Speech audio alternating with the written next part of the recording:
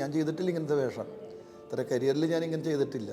കാരണം ഇതിൻ്റെ അകത്ത് കുറച്ച് സീനുകളുണ്ട്, ഭയങ്കര മാസമായിട്ടുള്ള സീനുകളുണ്ട്. ഇപ്പം ഞങ്ങൾ കോളേജിൽ ഇനാഗുറേഷൻ ഞങ്ങൾ പോയിരുന്നു, കടകൻ്റെ പ്രൊമോഷൻ കാര്യങ്ങളൊക്കെ 2 തവണയും അടി എന്ന് പറഞ്ഞാൽ പൊരിഞ്ഞ അടി. അത് ഞാൻ നോക്കുമ്പോൾ ക്രൗഡ് മുഴുവൻ അടിയാണ്. അതുകൊണ്ട് ഞങ്ങൾ 2 കോളേജ് ഞങ്ങൾ ഇറങ്ങിപ്പോയി. ആടിൽ ലോലൻ നല്ലതായിരുന്നു പറഞ്ഞ് ഒരുപാട് പേര് എൻ്റെ ഫ്രണ്ട്സ് തന്നെ എന്നെ വിളിച്ചിട്ടുണ്ട്. ഇത് വിനയ് ഫോർട്ട് അല്ലേ എന്ന് ചോദിച്ച് കമൻസ് വരാറുണ്ട്. പിന്നെ പ്രണവ് മോഹൻലാൽ അല്ലേ എന്ന് ചോദിച്ച് വരാറുണ്ട്. ഈവൻ എനിക്ക് റിയൽ ലൈഫിൽ എനിക്കൊരു ബുള്ളറ്റ് ഉണ്ടായിരുന്നു. അപ്പോൾ ബുള്ളറ്റിൽ ഞങ്ങൾ ലോങ് റൈഡ് പോകുന്ന സമയത്ത് ഒരു ബസ് കുട്ടികൾ വന്ന് ഇറങ്ങിയിട്ടുണ്ട്. അപ്പോൾ അതിന് ചോദിച്ചു പ്രണവ് മോഹൻലാലാണ്. അവർ ഓടി വരുന്നത് എനിക്ക് കേൾക്കാം, എടാ പ്രണവ് എന്ന് പറഞ്ഞ ആൾക്കാർ വന്നുകൊണ്ടിരിക്കുകയാണ്. ഞാനപ്പോൾ തന്നെ ബൈക്ക് സ്റ്റാർട്ട് ചെയ്ത് പോയി. ഞാൻ ആദ്യമൊക്കെ ഞാനല്ലെന്ന് പറയുമായിരുന്നു. ഇപ്പം ഞാൻ പറയാം ഓക്കെ താങ്ക് യു ശരി. കോമഡി ചെയ്യണമെന്ന് വലിയ ആഗ്രഹമുണ്ട് ഇപ്പോൾ, ഒരു കോമഡി ചെയ്യണമെന്ന്. അതുകൂടാതെ കോമഡി പടങ്ങളില്ലല്ലോ, അതിന് സ്പേസ് ഇപ്പോഴും ഒഴിഞ്ഞു കിടക്കുക. ഞാനിപ്പോൾ അവൻ്റെ പടം കണ്ടു കഴിഞ്ഞാൽ പറയും, ഞാൻ അതിൻ്റെ അടുത്ത് പറയാൻ പറ്റുന്ന സംഭവങ്ങളുണ്ടെങ്കിൽ ഞാൻ പറയും. അതൊരു ആക്ടർ ചെയ്യുന്നതിൻ്റെ എന്തെങ്കിലും ഡിഫക്റ്റ് അതിൽ അവനെ ഉൾക്കൊള്ളാൻ പറ്റിയ അവനത് സ്വീകരിക്കുക. അത് അച്ഛനാണെങ്കിലും ആരാണെങ്കിലും. ഞാൻ എൻ്റെ അനുഭവങ്ങൾ പറഞ്ഞെന്ന് മാത്രമേ ഉള്ളൂ, അതൊരു ഉപദേശമൊന്നുമില്ല അത് ശരിക്കും. കാരണം ഇങ്ങനെയൊക്കെ ഉണ്ടായിട്ടുണ്ട്, എനിക്ക് കുറേയൊക്കെ അനുഭവങ്ങളുണ്ട് എനിക്ക്. അതൊക്കെ ഞാൻ ഇവരോട് പറഞ്ഞിട്ടുണ്ട്. അതൊക്കെ സത്യസന്ധമാണ്, ഒരിക്കലും ഒരു കഥ ഉണ്ടാക്കി പറയുന്നതല്ല. എനിക്ക് നുണ പറയാൻ അറിയാമല്ലോ, ഇതുവരെ പറഞ്ഞിട്ടില്ല. അതെൻ്റെ വീട്ടിലാരും പറഞ്ഞിട്ടില്ല. സിനിമകൾ എന്തെങ്കിലും പറഞ്ഞു വരാൻ നേരത്ത് അന്ന് സിനിമയിലുണ്ടായ അനുഭവങ്ങളൊക്കെ ഞാനിവരെ ഷെയർ ചെയ്തിട്ടുണ്ട്. കുറച്ച് പറയാനുണ്ട് ഇനിയുണ്ടെങ്കിൽ. റിലീസിന് കാത്തിരിക്കുന്ന കടകൻ എന്ന സിനിമയിലെ 3 പ്രധാനപ്പെട്ട മുഖങ്ങളാണ് നമ്മുടെ കൂടെ ഉള്ളത്. Harisree Ashokan, Hakeem Shajahan, Sona Olickal. Welcome to insights with Anagha. Kadathanadan സിനിമാസിൻ്റെ കടകൻ ഒരു പൂഴിക്കടകൻ തന്നെയാണോ നമ്മൾ പ്രതീക്ഷിക്കേണ്ടത്? പൂഴിക്കടകൻ എന്നായിരുന്നു ഞങ്ങൾ ആദ്യം ആലോചിച്ചത്. പിന്നെ കടകൻ കിട്ടും. എനിക്ക് തോന്നുന്നു വേറെ ആരും രജിസ്റ്റർ ചെയ്തിട്ടുണ്ട് പൂഴിക്കടകൻ. കാരണം ഇത് പൂഴിക്കടകൻ ഭയങ്കരമായിട്ട് യോജിക്കുന്നൊരു പേരും കൂടിയായിരുന്നു. കാരണം മണൽ സംബന്ധമായിട്ടുള്ള പരിപാടിയും ഇതിനകത്ത് പറയുന്നുണ്ട്. കടകൻ എന്ന് പറഞ്ഞാൽ ബേസിക്കലി നമുക്കൊന്ന് കളരിയൊക്കെ ആയിട്ട് ബന്ധമുള്ളൊരു പരിപാടിയാണ്. ഇതങ്ങനെയല്ല, ഇതിൽ കളരിയൊന്നുമില്ല. ഒരു നമ്മളൊരു നാടൻ തല്ലുപടാണോ പ്രതീക്ഷിക്കേണ്ടത്? അല്ലല്ല, തല്ലുപടമല്ലേ ഇത്. അല്ല, തല്ലുണ്ടെന്നുള്ളൂ. തല്ലുപടം ഇത് ഫാമിലിയാണ്. അതെ, ഫാമിലി, ഇമോഷൻസ്, പിന്നെ അതിൽ മാസ്, അതിൽ കോമഡി എല്ലാം ഉണ്ട്. എല്ലാം പ്രണയം, ലവ്, എല്ലാം സോങ്സ് എല്ലാം കൂടി മിക്സ് ചെയ്തിട്ടുള്ള സംഭവം. ഇപ്പൊ പുറത്തു വന്ന 2 വീഡിയോ സോങ്സും ഹിറ്റായിട്ടാണ് ഓടിക്കൊണ്ടിരിക്കുന്നത്. അപ്പൊ അതിൽ നമുക്ക് മനസ്സിലാക്കുന്നത് ഈ സിനിമയുടെ ഒരു പശ്ചാത്തലം ഒരു മലബാറിന്റെ പശ്ചാത്തലാണെന്നാണോ മനസ്സിലാക്കേണ്ടത്? നിലമ്പൂരാണ്. ആ ഭാഷ തന്നെയായിരിക്കും അതിൽ ഉപയോഗിച്ചിട്ടുണ്ടാവുക. അത് തന്നെയാണ്. എല്ലാവരും തന്നെ ഏകദേശം അത് പിടിക്കാൻ ശ്രമിച്ചിട്ടുണ്ട്. ഞാൻ മാക്സിമം ട്രൈ ചെയ്തിട്ടുണ്ട്. എത്രത്തോളം വർക്കൗട്ട് ആയിട്ടൊന്നും അറിയില്ല. പിന്നെ നമുക്ക് പക്ക കൊളോക്കിയലി നമുക്ക് അങ്ങനെ പിടിക്കാൻ പറ്റില്ല. കാരണം എല്ലാത്തരം ആളുകൾക്കും മനസ്സിലാവണമല്ലോ. ഇപ്പോൾ തിരുവനന്തപുരത്തുള്ളവർക്ക് അങ്ങനെ മനസ്സിലാവണമെന്നില്ല. അപ്പോൾ ഏകദേശം ഒരു മിക്സ് ആയിട്ട് തന്നെയാണ് മനസ്സിലാവുന്ന രീതിയിൽ തന്നെ അത് ഉപയോഗിച്ചിട്ടുണ്ട്. സോനെ സംബന്ധിച്ചിടത്തോളം ഭാഷ പ്രശ്നമായിരിക്കും. ഡബ് ചെയ്തു ആദ്യമായിട്ട്. പക്ഷെ സജിൽ ഭയങ്കര പേഷ്യൻ്റായിട്ട് പറഞ്ഞു തന്നു. അതുകൊണ്ട് എനിക്ക് ചെയ്യാൻ പറ്റി. അതിലൊരു സാറ്റിസ്ഫാക്ഷൻ ഉണ്ട് എൻ്റെ വോയിസിനെ യൂസ് ചെയ്യാൻ പറ്റിയതിൽ. ഭാഷ പഠിക്കാൻ വേണ്ടിയിട്ട് എന്തെങ്കിലും ചെയ്തിട്ടുണ്ടോ? അടുത്ത നാട്ടുകാരായിട്ട് ഇന്ററാക്ട് ചെയ്യുക അങ്ങനെയുള്ള എന്തെങ്കിലും?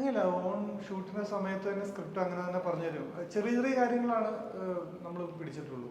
വളരെ വ്യക്തമായിട്ട് ഇത് മനസ്സിലാകുന്ന രീതിയിൽ ഞാൻ പറഞ്ഞില്ലേ, ഭയങ്കര ടഫായിട്ടുള്ള ശരിക്കുള്ള ഭാഷയല്ല. അങ്ങനെ പിടിക്കാൻ പറ്റില്ല. അവിടെ കൊളോക്കി സംസാരിക്കുന്ന രീതിയിലുള്ള എല്ലാവർക്കും മനസ്സിലാവുന്ന രീതിയിൽ തന്നെ എല്ലാവരും പറഞ്ഞിരിക്കുന്നത്. അതുകൊണ്ട് ഭാഷ പ്രശ്നമാകില്ല ഓഡിയൻസിന്. ചേട്ടാ, ഇപ്പോൾ മൂവിയിലോട്ട് വരുന്ന സമയത്ത് പണ്ട് ക്യാരക്ടർ റോൾസ് പണ്ട് അശോകൻ ചെയ്തിട്ടുള്ള സിനിമകൾ കണ്ടു വന്നിട്ടുള്ള ഒരു മലയാളത്തിലെ ഏറ്റവും ചെറുപ്പക്കാരനായിട്ടുള്ള ഒരു സംവിധായകനാണ് കടകൻ്റെ പിന്നിലുള്ളത്. അപ്പോൾ അവരൊക്കെ സംബന്ധിച്ചിടത്തോളം അവർ സിനിമ കണ്ട് വളരുന്ന ഒരു പ്രായത്തിൽ അശോകേട്ടൻ ചെയ്യുന്ന കഥാപാത്രങ്ങളായിരിക്കും അവരുടെ മനസ്സിലുള്ളത്.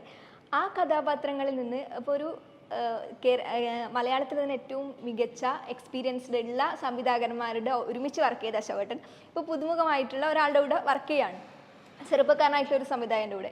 ആ ഒരു അനുഭവം എങ്ങനെയാണ്? എന്തെങ്കിലും ഒരു മാറ്റം, ഗുണപരമായ ഒരു മാറ്റങ്ങൾ കാണുന്നുണ്ടോ? ഉണ്ട്, ഒരുപാട് മാറ്റങ്ങളുണ്ട്. കാരണം അങ്ങനെ കുറച്ച് പടങ്ങൾ ചെയ്താൽ കുറച്ചുകൂടി ഗംഭീരമായിട്ടുള്ളൊരു ഡയറക്ടർ എന്ന് പറയാൻ പറ്റും. കാരണം ഈ കഥ എൻ്റെ അടുത്ത് വന്ന് നെറേറ്റ് ചെയ്യുന്ന സമയത്ത് തന്നെ എനിക്ക് ഭയങ്കര ഇഷ്ടമായി. ആ നെറേറ്റ് ചെയ്യുന്ന സ്റ്റൈലാണ് എനിക്ക് അതിൽ ഇഷ്ടമായത്. ഒരു കഥ പറഞ്ഞു കഴിഞ്ഞാൽ നമ്മുടെ കഥ നമ്മുടെ ഒരു കഥ നമ്മളോട് പറയാനില്ല, നമ്മൾ പറയുമ്പോഴോ അത് ജനങ്ങൾക്ക് മനസ്സിലാകുന്ന രീതിയിൽ പറഞ്ഞാൽ മാത്രമേ അത് മനസ്സിലാവുള്ളൂ.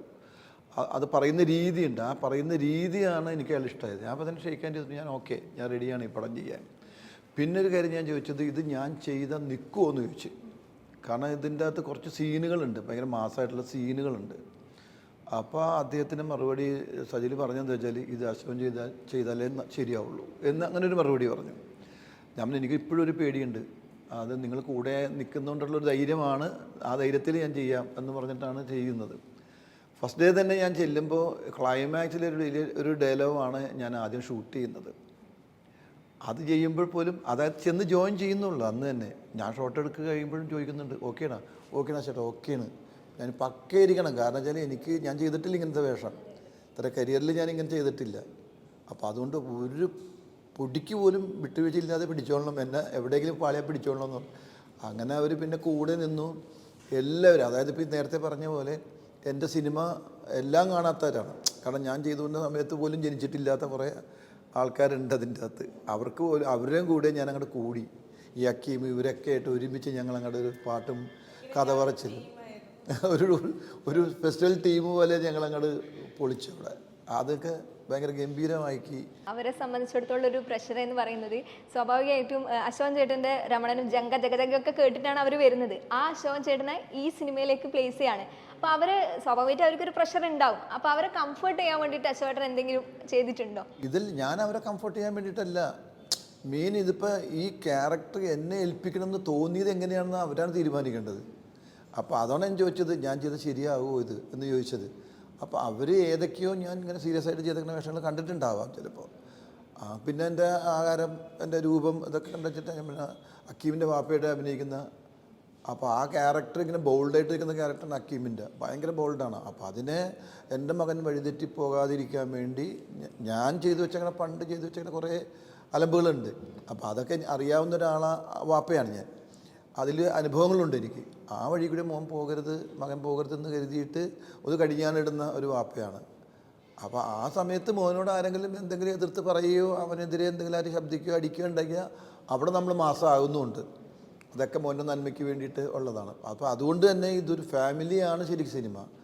അച്ഛനും അമ്മയും കുടുംബവും എല്ലാവരുടെയും കുടുംബങ്ങളെക്കുറിച്ച് പറയുന്നുണ്ട്, കൂട്ടുകാരുടെ കുടുംബവും ഒക്കെ പറയുന്നുണ്ട്. വില്ലൻ്റെ അതായത് നെഗറ്റീവായിട്ട് നിൽക്കുന്ന ആളുടെ കുടുംബത്തെക്കുറിച്ച് വരെ പറയുന്നുണ്ട്. ആ നിലമ്പൂരുള്ള കഥയുമായി ബന്ധപ്പെട്ട എല്ലാവരും ഫാമിലി നമ്മൾ വളരെ ഭംഗിയായിട്ട് വരച്ച് കാട്ടുന്നുണ്ട്. അതുകൊണ്ട് തന്നെ ഭയങ്കര ഫാമിലി മൂഡുള്ളൊരു സിനിമയാണ്. അന്ന് ഇതിലെല്ലാം ഉണ്ട്. 5 ഫൈറ്റ് ഉണ്ട് ഇല്ലേ? 5 ഫൈറ്റ് 3 മാസ്റ്റേഴ്സാണ് ചെയ്തേക്കണം. 3 മാസ്റ്റേഴ്സാണ്. ഇപ്പോൾ പുറത്തു വന്ന വീഡിയോ സോങ്ങിനെ നമുക്ക് മനസ്സിലാക്കാൻ പറ്റുന്നത് ഈ ഒരു നമ്മുടെ നാട്ടിലൊക്കെ എന്തെങ്കിലും ഒരു പരിപാടി, ഇപ്പോൾ ഒരു തെയ്യോ തെറയോ ഒക്കെ നടക്കുന്ന സമയത്ത് പുറത്തുനിന്ന് ഒരാൾ വന്നാൽ നമ്മൾ പറയും, ഇപ്പോൾ ഗാനമേളക്ക് അവരൊന്ന് തുള്ളിയാൽ മതി, നമ്മൾ ചിലപ്പോൾ പ്രശ്നം ഉണ്ടാക്കും, നമ്മൾ അവരെ അക്കോമഡേറ്റ് ചെയ്യാനുള്ള ഒരു മൈൻഡ് നമുക്ക് ഉണ്ടാവില്ല, പ്രശ്നങ്ങളൊന്നും ഉണ്ടാവില്ല. അങ്ങനെയുള്ളൊരു നൊസ്റ്റ് നമുക്ക് കുട്ടിക്കാലത്ത് നമുക്ക് എല്ലാവർക്കും ഉണ്ടാവും. അങ്ങനെ എന്തെങ്കിലും ഒരു നൊസ്റ്റു ഉണ്ടോ? ആ വീഡിയോ സോങ്ങിന്ന് വരുന്ന സമയത്ത് അത്തരത്തിലുള്ള കാര്യങ്ങളാണ് കാണുന്നത്. അങ്ങനെ എന്തെങ്കിലും അനുഭവം പറയാനുണ്ടോ ജീവിതത്തിൽ? അതെ ജീവിതത്തിൽ എന്താ പറയാ, അങ്ങനെ പൂരത്തിന് പോയി അടി ഉണ്ടാക്കിയിട്ടൊന്നുമില്ല. നമ്മൾ കാണാറുണ്ട് നാട്ടിൽ നമ്മൾ അടി നടക്കുന്നതൊക്കെ. ഇപ്പൊ ഞങ്ങൾ കോളേജിൽ ഇനാഗുറേഷൻ ഞങ്ങൾ പോയിരുന്നു, കടകന്റെ പ്രൊമോഷൻ കാര്യങ്ങളൊക്കെ ആയിട്ട്. 2 തവണയും അടി എന്ന് പറഞ്ഞാൽ നമ്മൾ സ്റ്റേജിലിരിക്കുമ്പോൾ സ്റ്റേജിൽ നമ്മൾ പിള്ളേരെ ഓണാക്കാൻ വേണ്ടി പാട്ട് വെക്കുമല്ലോ. ഈ കടകന്റെ ഈ അടി പാട്ട് ഞങ്ങൾ പ്ലേ ചെയ്ത് ഏകദേശം പാട്ടിന്റെ പകുതി അവരടി തുടങ്ങി എന്ന് പറയുമ്പോഴത്തേക്കും പുറകിൽ അടി തുടങ്ങുക. അതായത് അവിടെ അപ്പം അടി ഒരു ഡിപ്പാർട്ട്മെന്റ് അപ്പുറത്തെ ഡിപ്പാർട്ട്മെന്റിൽ നിന്ന് ചിലപ്പോൾ അടി പൊരിഞ്ഞ അടി. അത് ഞാൻ നോക്കുമ്പോൾ ക്രൗഡ് മുഴുവൻ അടിയാ. അതുകൊണ്ട് ഞങ്ങൾ 2 കോളേജ് ഞങ്ങൾ ഇറങ്ങിപ്പോയി. ലൈക്ക് നമുക്ക് പിന്നെ അവിടെ നിന്ന് എല്ലാവരോടും പറഞ്ഞ് സംസാരിക്കാനുള്ള സമയമില്ല. ഞങ്ങൾക്ക് അടി കിട്ടരുതല്ലോ, ഞങ്ങൾ ബാക്ക് വഴി ഇറങ്ങിപ്പോയി. അപ്പോൾ അടികളൊക്കെ ഇഷ്ടം പോലെ ഇതുപോലെ കാണുന്നു. പക്ഷെ അതിനകത്ത് ഇതുപോലെ ക്രൗഡിലുള്ള അടികളിലൊന്നും ഞാൻ പോയി. അശോകൻ അങ്ങനെ എന്തെങ്കിലും ഓർമ്മകളുണ്ടോ? പണ്ട് കുറച്ച് കുഴപ്പക്കാരനായിരുന്നു ഞാൻ. പക്ഷേ അതൊക്കെ നമുക്ക് ഇതിൻ്റെ അകത്ത് ഫൈറ്റിൽ ഞാനത് ഇല്ല, ഞാൻ വേറൊരു ഏരിയയിലാണത്.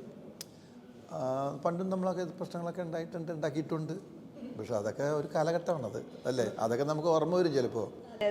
അല്ല, ഈ തല്ലുകൂടി നടക്കുന്ന ഒരു സ്വഭാവം പള്ളി പിടിക്കുന്ന സ്വഭാവമില്ല. പക്ഷെ സാഹചര്യത്തിൽ നമ്മൾ വന്ന് നിൽക്കുമ്പോൾ പിന്നെ അടി കൊടുക്കുകയോ അടി കൊള്ളുകയോ ചെയ്യേണ്ട വരും. ഇപ്പൊ ഹക്കീമിനെ നമ്മൾ മലയാളത്തിലെ പല സിനിമാ നടന്മാരുമായിട്ട് ഒരു മുഖച്ഛായ ഹക്കീമിന് പലരും പറഞ്ഞു കേട്ടിട്ടുണ്ട്. ആരെങ്കിലും നേരിട്ടൊക്കെ സംസാരിച്ചിട്ടുണ്ടോ അങ്ങനെ? ഇഷ്ടം പോലെ എത്രയോ പേര് എന്നോട് ലോലൻ നന്നായിരുന്നു എന്നൊക്കെ പറഞ്ഞുകൊണ്ട് എൻ്റെ അടുത്ത് വന്ന് പറഞ്ഞിട്ടുണ്ട്. ആരുടെയൊക്കെ നമ്മുടെ ആടില് ലോലൻ നല്ലതായിരുന്നു പറഞ്ഞ ഒരുപാട് പേര് എൻ്റെ ഫ്രണ്ട്സ് തന്നെ എന്നെ വിളിച്ചിട്ടുണ്ട്. ഇത് വിനയ് ഫോർട്ട് അല്ലേ എന്ന് ചോദിച്ച് കമന്റ്സ് വരാറുണ്ട്. പിന്നെ പ്രണവ് മോഹൻലാൽ അല്ലേ എന്ന് ചോദിച്ച് വരാറുണ്ട്. ഈവൻ എനിക്ക് റിയൽ ലൈഫിൽ എനിക്കൊരു ബുള്ളറ്റ് ഉണ്ടായിരുന്നു. അപ്പോൾ ബുള്ളറ്റിൽ ഞങ്ങൾ ലോങ് റൈഡ് പോകുന്ന സമയത്ത് വയനാട് ചുരത്തിന്റെ കീഴിൽ ഒരു ബസ് കുട്ടികൾ വന്ന് ഇറങ്ങിയിട്ടുണ്ട്. അപ്പോൾ ഞാനിങ്ങനെ ഹുഡി ഇട്ടേക്കാണ്. ഹുഡി ഇട്ട് ഞാൻ ചായ കുടിച്ചുകൊണ്ടിരിക്കുന്നു, ബൈക്ക് ചാരിക്കുന്നുണ്ട്. ബൈക്ക് നോക്കിയിട്ടുണ്ടെങ്കിൽ ഒരു ഭയങ്കര വലിയൊരു ഹിപ്പി ബൈക്ക് പോലെ ഇരിക്കുക, മറ്റേ ഹിമാലയൻ മറ്റേ ഫ്ലാഗുകളും ബാക്കിൽ ബാക്ക് പാക്കൊക്കെ കെട്ടിയിട്ട്. അപ്പൊ അവർ വിചാരിച്ചു പ്രണവ് മോഹൻലാലാണെന്ന്. അവർ ഓടി വരുന്നത് എനിക്ക് കേൾക്കാം, എടാ പ്രണവ് പ്രണവ് എന്ന് പറഞ്ഞ ആൾക്കാർ വന്നോണ്ടിരിക്കുകയാണ്. ഞാനപ്പോൾ തന്നെ ബൈക്ക് സ്റ്റാർട്ട് ചെയ്ത് പോയി. പിന്നെ കുറെ കഴിയുമ്പോഴത്തേക്ക് ആദ്യമൊക്കെ ഞാനല്ല എന്ന് പറയുമായിരുന്നു. ഇപ്പൊ ഞാൻ പറയാം ഓക്കെ താങ്ക് യു ശരി ഞാൻ എടുക്കും. ഇത് അവസാനം പിന്നെ വിളിച്ചു ഹരീനൊക്കെ എപ്പോഴും വിളിച്ചു എടാ 16 അപ്രീസിയേഷൻ കിട്ടിയിട്ടുണ്ട്. അത് എപ്പോഴെങ്കിലും ഗുണകരമായിട്ടോ അല്ലെങ്കിൽ ദോഷമായിട്ടോ ബാധിച്ചിട്ടുണ്ടോ എനിക്കറിയില്ലല്ലോ. ചിലപ്പോ ഈ പറയുന്ന പോലെ സിനിമ സജില് മാറിപ്പോയി കാസ്റ്റ് ചെയ്തായിരിക്കാം. അല്ലേട്ടാ അവര് വേറെ ആരെയും വെക്കേണ്ടായിരിക്കാം. അപ്പൊ മാറിപ്പോയി കാസ്റ്റ് ചെയ്താണെങ്കിൽ. കടകനിലേക്ക് എങ്ങനെയാ ചേട്ടൻ എത്തുന്നത്? കടകനിൽ ഞാൻ ആക്ച്വലി 1.5 ആഴ്ച മുന്നെയാണ് ഞാൻ കഥ കേൾക്കുന്നത്. വേറൊരു ആർട്ടിസ്റ്റ് ചെയ്യേണ്ടതായിരുന്നു. അപ്പോൾ അദ്ദേഹത്തിന് ഡേറ്റ് പ്രശ്നങ്ങൾ ലൈക്ക് പുള്ളി ചെയ്യാനിരുന്ന സമയത്ത് തീർന്നില്ല. അപ്പോൾ ഇതുപോലെ സീനിയർ ആർട്ടിസ്റ്റുകളുടെ ഡേറ്റ് ഈ സമയത്തേ ഉള്ളൂ. പിന്നെ അങ്ങ് പോയിട്ടുണ്ടെങ്കിൽ 5-6 മാസം കഴിയും ഇവരെല്ലാം കളക്ട് ചെയ്ത് കിട്ടാൻ വേണ്ടി. അപ്പോൾ പിന്നെ വേറെ വഴി ഉണ്ടായിരുന്നില്ല. അപ്പോൾ എന്നെ വിളിച്ചു, ഇങ്ങനെ ഒരു പരിപാടി ഉണ്ടെന്ന് പറഞ്ഞു. ഞാൻ ലിറ്ററലി 1.5 ആഴ്ച മുന്നെയാണ് കഥ കേൾക്കുന്നതും ഓക്കെ ചെയ്യാമെന്ന് സമ്മതിക്കുന്നതും. പോയി അന്ന് ഞാൻ ചെന്നൈയിലായിരുന്നു. ചെന്നൈയിൽ നിന്ന് ഇവിടെ എത്തി വന്ന് ജോയിൻ ചെയ്തു. അങ്ങനെ തന്നെ പെട്ടെന്ന് തുടങ്ങുമായിരുന്നു പരിപാടി. സോനയെ സംബന്ധിച്ചിടത്തോളം സോന ഇപ്പോൾ കുറച്ച് പുറത്ത് താമസിച്ച് വന്നിട്ടുള്ള ഒരാളാണ്. അപ്പോൾ സിനിമ എന്നുള്ള ഒരു പാഷൻ മനസ്സിൽ മുന്നേ ഇന്റൻഷനലി വെച്ചിട്ട് സിനിമയിലേക്ക് വന്ന ഒരാളാണോ അല്ല സ്വാഭാവികമായിട്ട് വന്ന ആളാണോ? ഇല്ല, എപ്പോഴും മനസ്സിലുണ്ടായിരുന്നു ഒരു ഇൻറ്റൻഷൻ. പക്ഷെ അത് നടക്കുമെന്ന് ഒരിക്കലും വിചാരിച്ചില്ല. പക്ഷെ എങ്ങനെയോ ഡെസ്റ്റിനി എങ്ങനെയോ എത്തി. ഇപ്പൊ കേരളത്തിലേക്ക് വരുന്ന സമയത്തെ ഇങ്ങനെ സിനിമയിൽ അഭിനയിക്കണം അങ്ങനെ എന്തെങ്കിലും അങ്ങനെ ഒരു പർപ്പസ്ഫുള്ളി വന്നതാണോ? അവിടെ സെറ്റിൽഡ് ആയ ഒരു ഫാമിലിയാണ് സോനയുടെ? ഇല്ല, നമ്മൾ വെക്കേഷൻ എപ്പോഴും 1 ഇയർ 2 ഇയർ ഒക്കെ നാട്ടിൽ വരും. പക്ഷെ അങ്ങനെ മൂവി ചെയ്യാൻ വേണ്ടിയിട്ട് വന്നിട്ടില്ല. പണ്ട് ലൈക്ക് സ്കൂളിൽ പഠിക്കുമ്പോഴൊക്കെ അവിടെ നിന്ന് മേ ബി മോഡലിംഗ് ട്രൈ ചെയ്യാം അങ്ങനെ ഒരു റൂട്ടായിട്ടൊക്കെ ആലോചിച്ചിട്ടുണ്ട്. പക്ഷെ പിന്നെ മൂവിയിലേക്ക് തന്നെ സ്ട്രേറ്റ് വന്നു. എങ്ങനെയാണ് ആദ്യം സിനിമയിലേക്ക് എത്തുന്നത്? ഞാൻ ടിക്ടോക്ക് മ്യൂസിക്കലി ഒക്കെ ചെയ്യുമായിരുന്നു അവിടെ ഇരുന്നിട്ട്, മലയാളം ഡബ് സ്മാഷസ് ഒക്കെ. അപ്പം അങ്ങനെ നോട്ട് ചെയ്ത് വെയിലിൻ്റെ ഡയറക്ടർ ശരത്തേട്ടൻ കോണ്ടാക്ട് ചെയ്തു. അവിടെ ആർക്കും അറിയില്ലായിരുന്നു. മീൻസ് കുറേ മിക്സ് മലയാളി ഫ്രണ്ട്സ് ഉണ്ട്, അവിടുത്തെ ഓസ്ട്രേലിയൻസ് ഉണ്ട്. അപ്പോൾ ആരോടും പറയാതെ ഞാൻ തന്നെ മലയാളം വീഡിയോസ് ഇടുമായിരുന്നു. ഇവിടെ നിന്ന് ആൾക്കാർ കാണുന്നുണ്ടായിരുന്നു, അവിടെ കുറവായിരുന്നു. അങ്ങനെ അശോകേട്ട ഇപ്പോൾ അശോകേട്ടൻ പണ്ട് ചെയ്തിട്ടുള്ള ക്യാരക്ടേഴ്സിന് ഇപ്പോൾ വരുന്ന സമയത്ത് അശോകേട്ടൻ ഉൾപ്പെടെ ആ കാലഘട്ടത്തിൽ ഉണ്ടായിരുന്ന അശോകേട്ടൻ്റെ ഒരുമിച്ച് ഉണ്ടായിരുന്ന ഇപ്പോൾ ഇന്ദ്രൻ ചേട്ടനെ പോലെയുള്ള ജഗദീഷ് ചേട്ടനെ പോലെയുള്ള ആളുകൾ ക്യാരക്ടർ റോളിലേക്ക് വരികയാണ്. ചേട്ടനും ഒപ്പം ഇതേ റോളിലേക്ക് കടന്നുകൊണ്ട് നമ്മളൊക്കെ അമ്പരിപ്പിച്ചുകൊണ്ടിരിക്കുകയാണ്. അപ്പോൾ ഈ ഒരു മാറ്റം എത്രയും പെട്ടെന്ന് അഡാപ്റ്റ് ചെയ്തുകൊണ്ട് പിന്നെ ഇനിയിപ്പോൾ തിരിച്ച് ആ ഒരു ഹാസ്യത്തിലേക്ക് അന്നുണ്ടായിരുന്ന അത്തരം ക്യാരക്ടറുകളിലേക്ക് പോകണമെന്ന് തോന്നിയിട്ടുണ്ടോ? അല്ല, ചെയ്യാൻ കൊതിയാണ് ഇപ്പോൾ. കാരണം ടോട്ടലി നമുക്ക് കോമഡി ചെയ്യണമെന്ന് വലിയ ആഗ്രഹമുണ്ട്. ഇപ്പോൾ ഒരു കോമഡി ചെയ്യണമെന്ന്. അതുകൂടാതെ കോമഡി പടങ്ങളില്ലല്ലോ, അതിന് സ്പേസ് ഇപ്പോഴും ഒഴിഞ്ഞു കിടക്കുകയാണ്. നല്ല ഒരുപാട് കാലമായിട്ട് അതപ്പോൾ ജനം സ്വീകരിക്കും. നല്ല കോമഡി ആണെങ്കിൽ അത് ജനം സ്വീകരിക്കും. അത് ചെയ്യാൻ കൊതിയുണ്ട് ഇപ്പോഴും. അപ്പോൾ അതിൻ്റെ വർക്കിന്ന് ഇപ്പോൾ അതിൻ്റെ ഒരു സ്ക്രിപ്റ്റിംഗ് നടന്നുകൊണ്ടിരിക്കുന്നുണ്ട്. 1-2 നടന്നുകൊണ്ടിരിക്കുന്നുണ്ട്. ഞാനും കൂടി ഉള്ളതാണ് അതിൽ. ഇപ്പോൾ സിനിമയുടെ ഭാഗമായിട്ട് നമ്മൾ കാണുന്നത് ഒരു അടി സീൻസ് അങ്ങനെയൊക്കെയുള്ള സംഭവങ്ങളാണ് കാണുന്നത്. ഏതെങ്കിലും രീതിയിൽ അങ്ങനെ ഒരു ട്രെയിനിങ്ങോ എന്തെങ്കിലും കയ്യിൽ എടുത്തിട്ടുണ്ടോ? അതായത് അടി ചെയ്യണം എന്നുള്ള രീതിയിൽ എന്തെങ്കിലും ഒരു ഇനീഷ്യേറ്റീവ്, അതിൻ്റെ ഭാഗമായിട്ടുള്ള ഒരു എഫേർട്ട്? ലൈക്ക് ഞാൻ സ്കൂളിലൊക്കെ അത്ലറ്റ് ആയിരുന്നു. ലൈക്ക് എല്ലാത്തരം സ്പോർട്സിലും ആക്റ്റീവ് ആയിരുന്നു. നന്നായിട്ട് കളിക്കുമായിരുന്നു. ക്രിക്കറ്റും ഫുട്ബോളും വോളിബോളും ബാസ്കറ്റ്ബോളും ഒക്കെ കളിക്കുമായിരുന്നു. ഹാൻഡ്ബോൾ കളിക്കുമായിരുന്നു. ഹാൻഡ്ബോളിൻ്റെ ഒരു മൂമെൻ്റാണ് ഞങ്ങൾ ഈ ഇതിനകത്ത് സിഗ്നേച്ചർ പഞ്ചായിട്ട് യൂസ് ചെയ്തിട്ടുള്ളത്. അപ്പോൾ അങ്ങനെ നോക്കുകയാണെന്നുണ്ടെങ്കിൽ ലൈക്ക് ആക്റ്റീവ് ആയിരുന്നത് കൊണ്ട് അത്ര ബുദ്ധിമുട്ട് എനിക്കുണ്ടായിട്ടില്ല. പിന്നെ ഞാൻ ഈ പടത്തിൽ ജോയിൻ ചെയ്യാൻ തൊട്ട് മുന്നേ ഞാൻ പറഞ്ഞില്ല, ഞാൻ തമിഴ് പടം ചെയ്തുകൊണ്ടിരിക്കുകയായിരുന്നു. അപ്പോൾ അതിനകത്ത് ഈ പറഞ്ഞ പോലെ ത്രൂ ഔട്ട് ഫൈറ്റാണ്. അപ്പോൾ RJ ബാലാജി നായകനായിട്ടുള്ള പടം. അപ്പോൾ അവിടെ നിന്നാണ് ഞാൻ കറക്റ്റ് ജോയിൻ ചെയ്യുന്നത്. അപ്പോൾ എനിക്ക് ആ പടം ഫൈറ്റ് ചെയ്യുന്നതിന് തൊട്ട് മുന്നേ ചെറിയ പ്രശ്നങ്ങളുണ്ടായിരുന്നു, പരിക്കുകൾ, ഇഞ്ചുറികൾ, ലൈക്ക് നമ്മൾ പ്രോപ്പറായിട്ട് ലാൻഡ് ചെയ്യാത്തതിൻ്റെ പ്രശ്നങ്ങൾ, അങ്ങനെയൊക്കെ ഉണ്ടാവില്ല. അപ്പോൾ അത് ഏകദേശം ഇവിടെ വന്നപ്പോൾ പരിഹരിച്ചു. നമുക്ക് മനസ്സിലായി എങ്ങനെയാണ് ഒരു ട്രാക്കിലായി. അപ്പം അങ്ങനെ അതെ. അപ്പോൾ ഒരുപാട് പ്രശ്നങ്ങളുണ്ടായി. പ്രണയവിലാസം ചെയ്യുന്ന സമയത്ത് എൻ്റെ ഈ 3 ലിഗമെന്റ് പൊട്ടിപ്പോയി. പിന്നെ അങ്ങനെ പരിക്കുകൾ ഇഷ്ടം, ഇവിടെ ഒരു അടി കിട്ടി, അങ്ങനെ ഒരുപാട് കാര്യങ്ങളുണ്ട്. അപ്പോൾ നമ്മൾ ആ ഒരു ടൈമിങ് സെറ്റ് ആവാത്തതുകൊണ്ടാണ്. ചിലപ്പോൾ നമ്മൾ ഈ ഡാൻസ് ചെയ്യുമ്പോൾ തന്നെ കൊറിയോഗ്രാഫി ഉണ്ടാവും. ഇപ്പോൾ 1 മിനിറ്റ് കൊറിയോഗ്രാഫി ചെയ്തിട്ട് ഒരു സ്റ്റെപ്പ് മാറിപ്പോയാൽ ഇവിടെയൊക്കെ ഇരുമ്പിന് അടി കിട്ടും. അപ്പോൾ അങ്ങനത്തെ പ്രശ്നങ്ങളൊക്കെ സംഭവിക്കുമല്ലോ. ചേട്ടനെ സംബന്ധിച്ചിടത്തോളം നടൻ എന്നുള്ള രീതിയിൽ മാത്രമല്ല, ഇപ്പോൾ ചാർലിയിലൊക്കെ അസിസ്റ്റന്റ് AD അങ്ങനെയൊക്കെ ആയിട്ട് വന്നിട്ടുണ്ട്. ഏത് പൊസിഷനിലാണ് ചേട്ടൻ ഒരു കംഫർട്ടായിട്ട് ഇനി മുന്നോട്ട് പോകാൻ ആഗ്രഹിക്കുന്ന ഒരു പൊസിഷൻ എന്തായിരിക്കും? ഏത് ജോലിയും ഭയങ്കര ഇമ്പോർട്ടൻ്റ് ആണ് സിനിമയിൽ. ഇത് ഒരാളുടെ മാത്രം പ്രവർത്തനമല്ല. ഇപ്പോൾ ഞാൻ വിചാരിച്ചാലൊരു സിനിമ ഓണാക്കാനോ, സിനിമ സംഭവിക്കുന്നതാണ്. അതൊരു പതുക്കെ കളക്റ്റീവായിട്ട് വന്ന് സംഭവിച്ചു പോകുന്നതാണ്. അപ്പോൾ ഞാൻ അസിസ്റ്റൻറ്റ് ഡയറക്ടറായിട്ട് ഇരുന്നപ്പോൾ എനിക്ക് തോന്നിയ ഒരു കാര്യം എന്ന് പറഞ്ഞിട്ടുണ്ടെങ്കിൽ, ഞാൻ ചെയ്യുന്ന ജോലി അത്ര ഇമ്പോർട്ടൻ്റ് ആണ് ആ സിനിമയിൽ. അതിപ്പോൾ ഈ പറഞ്ഞ പോലെ ഞാൻ ഡൂപ്പിടുന്നതാണെങ്കിലും, അല്ലെങ്കിൽ ക്ലാപ്പ്, റിപ്പോർട്ടിങ്, എൻ്റെ ക്ലാപ്പും റിപ്പോർട്ടിങ്ങും അനുസരിച്ചാണ് എഡിറ്റിംഗ് ടേബിളിൽ ലിസ്റ്റ് പോകുന്നത്. ആ ഓക്കെ ടേക്ക് നോക്കിയിട്ടാണ് എഡിറ്റർ വിലയിരുത്തുന്നത്. ഇല്ലെങ്കിൽ അയാളുടെ ഒരു 3-4 മാസം പോകും എല്ലാ ഷോട്ട്സും എടുത്ത് നോക്കാൻ. അപ്പോൾ എൻ്റെ ഓക്കെ ടേക്കിൻ്റെ റിപ്പോർട്ട് അനുസരിച്ചാണ് അവിടെ പോവുക. കണ്ടിന്യൂറ്റി നമ്മളാണ് നോക്കുക. അപ്പോൾ ഇതെല്ലാം ഈവൻ ലൈറ്റപ്പ് ചെയ്യുന്ന ചേട്ടന്മാർ, യൂണിറ്റിലെ ചേട്ടന്മാർ, എല്ലാവരുടെയും ജോലി, ഫുഡ് തരുന്ന ചേട്ടന്മാർ, എല്ലാവരുടെയും ജോലി ഭയങ്കര ഇമ്പോർട്ടൻ്റ് ആണ്. ഒരു സിനിമ അതിൻ്റെ തിയേറ്ററിൽ ജനങ്ങളെ ഇത് എത്തിച്ച് കാണിച്ച് സന്തോഷിപ്പിക്കുക. അപ്പോൾ അങ്ങനെ നോക്കുമ്പോൾ ഏത് ജോലിയും അതിൻ്റേതായിട്ടുള്ള വിലയും നിലയും അതിൻ്റേതായിട്ടുള്ള ഇമ്പോർട്ടൻസ് സിനിമയിലുണ്ട്. ആക്ടിങ് എനിക്ക് ഭയങ്കര താല്പര്യമുള്ളതാണ്. ഞാൻ അസിസ്റ്റൻറ്റ് ഡയറക്ടറായിട്ട് നിന്ന് സിനിമ പഠിക്കാൻ വേണ്ടിയിട്ടാണ്. അപ്പോൾ എനിക്ക് സിനിമ അറിയാവുന്നതും എൻ്റെ പേഴ്സ്പെക്റ്റീവ് ഉരുത്തിരിഞ്ഞു വന്നതും ഒരു ഫിലിം മേക്കർ പേഴ്സ്പെക്റ്റീവിലാണ്. അപ്പോൾ അതായത് ആ ഒരു രീതിയിൽ നോക്കി കാണുമ്പോൾ കുറേയൊക്കെ നമുക്ക് സിനിമയെ കുറച്ചും കൂടെ അടുത്തറിയാൻ പറ്റും. ഒരു ആക്ടർ സിനിമയെ മനസ്സിലാക്കിയ പോലെയല്ല ഞാനൊരു ഡിറക്ഷൻ പോയിന്റ് ഓഫ് വ്യൂവിൽ സിനിമ കാണുമ്പോൾ. അപ്പോൾ അതിന് വളരെയധികം ഉപകാരപ്പെട്ടിട്ടുണ്ട്. ഞാൻ ആക്ടറാൻ വേണ്ടി തന്നെ വന്ന ആളാണ്. അത് തന്നെ ചെയ്യാനാണ് താല്പര്യം.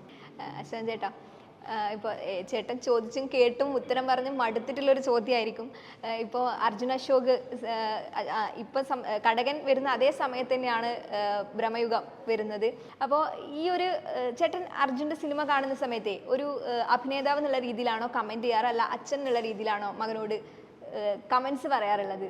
ആരാണെങ്കിലും ആക്ടിങ്ങിനെ കുറിച്ചല്ലേ പറയാൻ പറ്റുള്ളൂ. അതെ, പക്ഷെ നമ്മൾ കൺസിഡർ ചെയ്യുന്ന കാര്യങ്ങളുണ്ടല്ലോ, അതായത് ഒരു അഭിനേതാവ് പറയുന്നതും അച്ഛൻ പറയുന്നതും തമ്മിൽ മാറ്റമില്ലേ? അല്ല, ഞാനിപ്പോൾ അവൻ്റെ പടം കണ്ടു കഴിഞ്ഞാൽ പറയും, ഞാൻ അതിൻ്റെ അടുത്ത് പറയാൻ പറ്റുന്ന സംഭവങ്ങളുണ്ടെങ്കിൽ ഞാൻ പറയും. അതൊരു ആക്ടർ ചെയ്യുന്നതിൻ്റെ എന്തെങ്കിലും ഡിഫക്റ്റ് അതിൽ അവനെ ഉൾക്കൊള്ളാൻ പറ്റിയ അവനത് സ്വീകരിക്കുക. അത് അച്ഛനാണെങ്കിലും ആരാണെങ്കിലും അങ്ങനെ തന്നെ ഇരിക്കുള്ളൂ. ചേട്ടൻ എൻ്റെ വാപ്പായിട്ടാണ് ഇതിനകത്ത് അഭിനയിച്ചിട്ടുള്ളത്.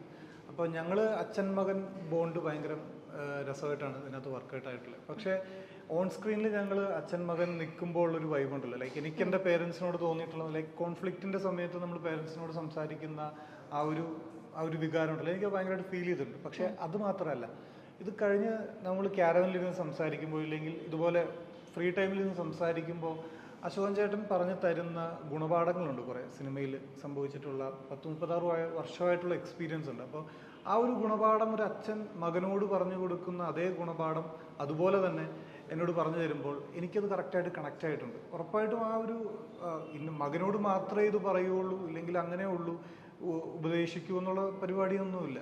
അശോകൻ ചേട്ടൻ പൊതുവെ അങ്ങനെയാണ്. അതായത് ഓപ്പണാണ്, ജെനുവിനാണ്, വേറെ മറയോ കാര്യങ്ങളോ അങ്ങനെ വെച്ച് സംസാരിക്കുന്ന ഒരാളല്ല. അപ്പോൾ എനിക്കതാണ് തോന്നിയിട്ടുള്ളത്. ഞാൻ എൻ്റെ അനുഭവങ്ങൾ പറഞ്ഞെന്ന് മാത്രമേ ഉള്ളൂ. അതൊരു ഉപദേശമൊന്നുമില്ല അത് ശരിക്കും. കാരണം ഇങ്ങനെയൊക്കെ ഉണ്ടായിട്ടുണ്ട് എനിക്ക്, അത് കണ്ട് നോക്കണം അങ്ങനെയൊന്നും ഞാൻ പറയാറില്ല. ഞാൻ അഭിനയിക്കുന്ന സമയത്ത് ഇങ്ങനെ സംഭവങ്ങൾ ഉണ്ടായിട്ടുണ്ട്. ഞാനത് കുറേയൊക്കെ അനുഭവങ്ങളുണ്ട് എനിക്ക്. അതൊക്കെ ഞാൻ ഇവരോട് പറഞ്ഞിട്ടുണ്ട്. അതൊക്കെ സത്യസന്ധമാണ്. ഒരിക്കലും ഒരു കഥ ഉണ്ടാക്കി പറയുന്നതല്ല. എനിക്ക് നുണ പറയാൻ അറിയാമല്ല, ഇതുവരെ പറഞ്ഞിട്ടുമില്ല. അതെൻ്റെ വീട്ടിലാരും പറഞ്ഞിട്ടില്ല. പിന്നെ അതുപോലെ എന്നെ ആരെങ്കിലും സഹായിക്കാനും മടിയില്ലാത്തവനാണ്. ഞാൻ നന്നായി സഹായിക്കും, ഉള്ളതുപോലെ അതങ്ങനെ. അപ്പോൾ അതുകൊണ്ട് അത് ഞങ്ങൾ വീട്ടിൽ നിന്ന് അച്ഛനും അമ്മയൊക്കെ ഞങ്ങളെ വളർത്തിയപ്പോൾ തന്നെ പറഞ്ഞു തന്നിരിക്കുന്ന ഒരു കാര്യമുണ്ട്. അതുകൊണ്ട് തന്നെ നമുക്ക് എവിടെയും ആരുടെ മുമ്പിലും എനിക്ക് പറയാനുള്ള ഞാൻ പറയും. അതിനൊരു മടിയില്ല. അതിന് മടിക്കാൻ പാടില്ല നമ്മൾ പറയേണ്ട കാര്യങ്ങൾ. ഇവരൊക്കെ ആയിട്ട് വന്ന ആദ്യ ദിവസം തന്നെ കാണുമ്പോൾ തന്നെ ഇവർ എന്നിൽ നിന്നും ഒരു ചെറിയ ഡിസ്റ്റൻസ് ഇട്ടിട്ടാണ് നിന്നത് ഫസ്റ്റ്. ഞാൻ ഇവരെല്ലാം കൂടി ചെന്നാണ് ഇവരുടെ കൂടെ ഇന്ന് സംസാരിക്കുകയും ഇവരെ കാരവനിൽ കൊണ്ടുവന്ന് കയറ്റി സംസാരിക്കുകയും തമാശകൾ പറയുകയും സിനിമകൾ എന്തെങ്കിലും പറഞ്ഞു വരാൻ നേരത്ത് അന്ന് സിനിമയിലുണ്ടായ അനുഭവങ്ങളൊക്കെ ഞാൻ ഇവരെ ഷെയർ ചെയ്തിട്ടുണ്ട്. കുറച്ച് പറയാനുണ്ട് ഇനിയുണ്ടെങ്കിൽ. ഒരു പ്രശ്നം തോന്നിയിട്ടുണ്ട്, അതായത് അശോക് ചേട്ടനെ പോലെയുള്ള ഒരു ആക്ടർ കോ ആക്ടറായിട്ട് വരുന്ന സമയത്ത് അതായത് നമ്മൾ ഫ്ലെക്സിബിൾ ആയിട്ട് നമുക്ക് പുള്ളിൻ്റെ അടുത്ത് നിൽക്കാൻ പറ്റുമോ എന്നുള്ള പ്രശ്നങ്ങളൊക്കെ ഉണ്ടായിരുന്നോ? പിന്നെ തീർച്ചയായിട്ടും. പിന്നെ ഇപ്പൊ നമ്മള് ജനിച്ചപ്പോ തൊട്ട് കാണുന്ന മുഖമാണല്ലോ. അപ്പോ പ്രണയവിലാസന സമയത്ത് നമ്മൾ സംസാരിച്ചിട്ടുണ്ട്. അത് കഴിഞ്ഞപ്പോൾ നന്നായിരുന്നു, അടിപൊളിയായിരുന്നു പറഞ്ഞ് എന്നോട് സംസാരിച്ചു. അത് കഴിഞ്ഞിട്ട് പിന്നെ കാണുന്നത് ലൊക്കേഷനിലാണ്.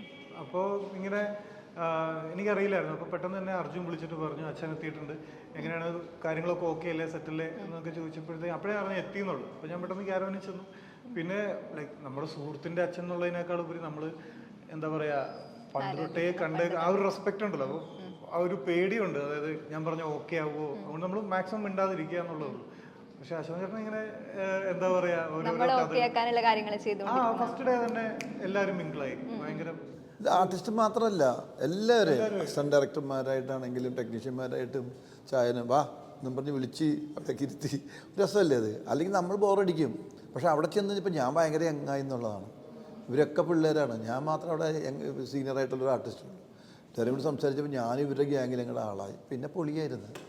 ഞങ്ങളൊരു ഫെസ്റ്റിവൽ ഫിലിമാണിത്. ഇപ്പോൾ വീഡിയോ സോങ്ങിൽ ഒന്നൊരു ഫോക്ക് സോങ് ആണ്, ഒന്നൊരു മാപ്പിളപ്പാട്ട് കൈൻഡിലുള്ള സോങ് ആണ്. ഇപ്പോൾ നമ്മൾ ഫോക്ക് സോങ് ഇപ്പോൾ കടുവയിൽ അയ്യപ്പൻ കോശിലൊക്കെ വന്നിട്ടുള്ള ഫോക്ക് സോങ്സ് നമ്മൾ ഒരുപാട് ഏറ്റെടുത്തു. അത് സിനിമയ്ക്ക് ആ രീതിയിൽ ഫോക്കിന് കിട്ടുന്ന ഒരു ആക്സെപ്റ്റൻസ് ആ സിനിമയ്ക്കും കിട്ടുന്നില്ല, ആ ഒരു കൈൻഡിലുള്ള ചിന്തകൾ ഉണ്ടായിട്ടുണ്ടോ? ഇത് എന്താണെന്ന് വെച്ചിട്ടുണ്ടെങ്കിൽ ഇത് കഥയ്ക്ക് ആവശ്യമുള്ളത് കൊണ്ടാണ് ആ ഒരു ഏരിയയിൽ അത് വർക്കൗട്ട് ആയത്. അല്ലാതെ മറ്റേ പ്രൊമോഷന് വേണ്ടി സെപ്പറേറ്റ് ആയിട്ട് ഷൂട്ട് ചെയ്തതല്ല. ഇത് ആക്ച്വലി ഒരു അമ്പലത്തിൽ നടക്കുന്ന ഒരു അടിയുടെ ഇടയ്ക്ക് ലൈക്ക് സ്റ്റേജിൽ പാട്ട് നടക്കുന്നു, ഫ്രണ്ടിൽ അടി നടക്കുന്നു. അതാണ് ഞങ്ങൾ നേരത്തെ പറഞ്ഞില്ലേ, കോളേജിൽ ഇനാഗുറേഷന് പോയപ്പോൾ ഞങ്ങൾ പാട്ട് വെച്ച് ഞങ്ങൾ ഡാൻസ് കളിക്കുന്നതിന് ഒപ്പം തന്നെ താഴെ അടി നടന്നുകൊണ്ടിരിക്കുക, മുടിഞ്ഞ അടി. അതുപോലെയാണ് നമ്മളത് ഷൂട്ട് ചെയ്തത്. അപ്പോൾ എന്താ പറയുക, അപ്പോൾ അമ്പലത്തിൽ ഈ പറഞ്ഞ പോലെ ഈ ഇങ്ങനെ ഫോക്ക് സോങ്സ് പെർഫോമൻസ് നടക്കാറുണ്ട്. പിന്നെ എന്താ പറയുക, ആക്ച്വലി നമ്മൾ സോങ്ങിൽ കണ്ട പോലത്തെ അത്രയും സോങ്ങിൻ്റെ വിഷ്വൽസ് അതിനകത്തില്ല. അത് ഫുള്ള് ഫൈറ്റാണ്. അപ്പോൾ ഈ ഓഡിയൻസിൻ്റെ തിയേറ്റർ എക്സ്പീരിയൻസ് പോവാതിരിക്കാൻ വേണ്ടിയിട്ടാണ്, തിയേറ്ററിൽ കാണുമ്പോൾ അത് ഫ്രഷായിട്ട് ഫീൽ ചെയ്യാൻ വേണ്ടിയിട്ടാണ് നമ്മൾ ഫൈറ്റ് കുറച്ചത്. അത് ആക്ച്വലി ശരിക്കുള്ള ഫൈറ്റ് തിയേറ്ററിൽ കാണാം എന്താണെന്നുള്ളത്. ഞങ്ങൾ ഉദ്ദേശിച്ചത് കുറച്ച് റോ ആയിട്ടുള്ളൊരു ഫൈറ്റ് ആയിരുന്നു. അത് വർക്കൗട്ടായി വന്നിട്ടുണ്ടെന്ന് തന്നെ വിശ്വസിക്കുന്നു. പിന്നെ ഷമീറാണ് ഇതിൻ്റെ എഡിറ്റിങ്, അത് തന്നെ ഉസ്താദാണ്. ഗോപി സുന്ദറാണ് എൻ്റെ മ്യൂസിക്. അത് എനിക്ക് തോന്നുന്നു കുറേ ഇങ്ങനത്തെ ഒരു പടങ്ങൾ വളരെ കുറവായിരിക്കും ചിലപ്പോൾ ഉള്ളി ചെയ്തേക്കുന്നത്. പക്ഷേ ഇത് ഭയങ്കര അഭിപ്രായം ബോംബെ പറഞ്ഞു എന്ന് പറയുന്നത്. പിന്നെ അത് മാത്രമല്ല, ഇത് ശരിക്കും വെയ്ഫേഴ്സ് അല്ലേ, ദുൽഖർ സൽമാൻ്റെ കമ്പനി അല്ലേ. അതെടുക്കണമെങ്കിൽ തന്നെ ഒന്ന് ആലോചിക്കുക, ഒന്നുമില്ലാതെ അവരെടുക്കില്ലല്ലോ. അത്ര മതി. വലിയ പ്രതീക്ഷകളാണ് കടകനെ സംബന്ധിച്ചിടത്തോളം ഉള്ളത്. അപ്പോൾ കടകൻ തിയേറ്ററുകളിൽ എത്തിയാണ്. അതിഗംഭീരമായ ഒരു സിനിമയായിരിക്കും കടകൻ എന്ന് നമുക്ക് ഉറപ്പിക്കാം. അപ്പോൾ thank you for joining. Thank you so much.